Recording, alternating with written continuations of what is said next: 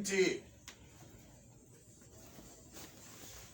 يا ماما. ايه يا حبيبي؟ ايه بابا؟ ايه يا بنتي؟ ايه يا حبيبي؟ ايه ده انت نويت الرحيل خلاص نازل؟ توكل على الله بقى يا دوب عشان الحق. ماشي حبيبي، عايزة ربنا حاجة من يسترها تحت؟ معاك يا رب. لا يا حبيبي خلي سلام. بالكم من نفسكم بقى. خد خلي ال 80 جنيه دول معاك.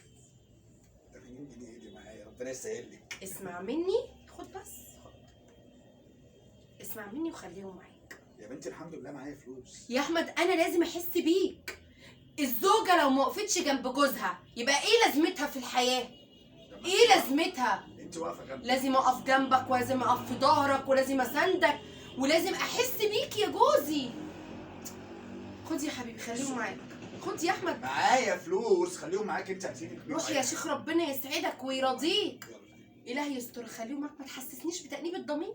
هو انت مصممه ليه ان انا اخليهم معايا؟ هينفعوك. هو انت عامله لي عليهم عمل يعني وكده؟ يا عم احسبها زي ما طيب تحسبها. يا ست ماشي، كتر خيرك. عايزه حاجه من تحت؟ روح يا ابني ربنا ييسر امرك يلا، سلام ويسترها عليكم. عليك ويقدرك على شيلتك. يا رب يا رب قدره على شيلته. شيلته تقيله والله، شيلته تقيله. حد ضايق عليه الواد عمل حاجه وحشه في حياته.